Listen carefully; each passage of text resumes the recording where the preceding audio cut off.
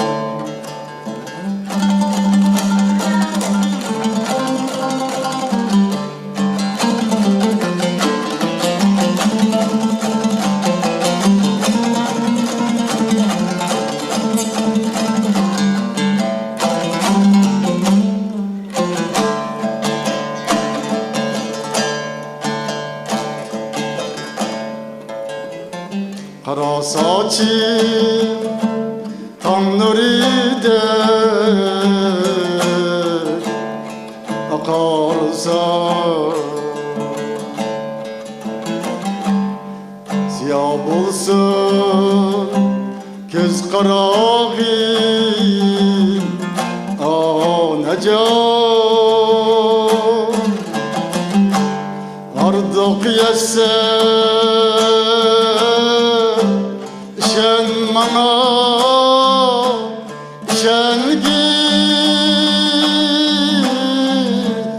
Hasan bulsun kol ayağı,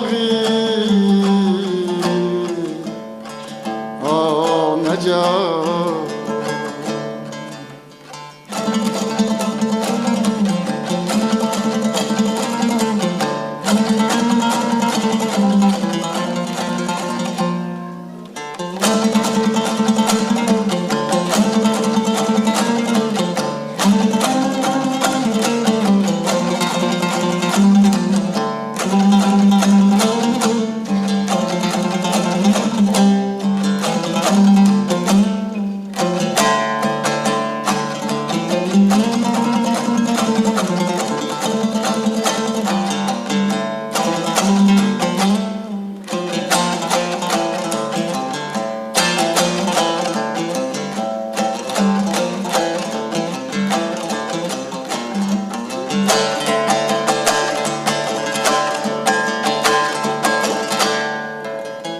Evlat için feda kıldım ömrümü, feda kıldım yaşlığımı, kömlümü. Tem dişi yok pasibanım, anam sen.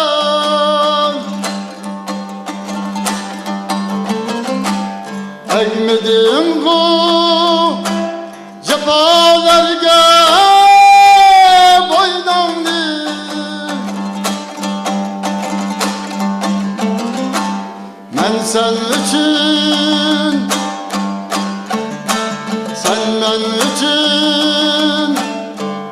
alemde bir perişte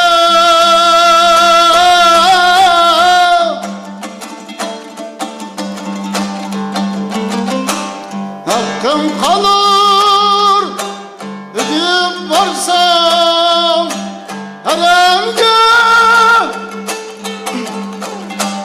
hakkım kalır gidip varsam haremge razı edin sen bana sen sen için ne çektim ilişki mihribanım kol kanatin anacan ki alem abroyu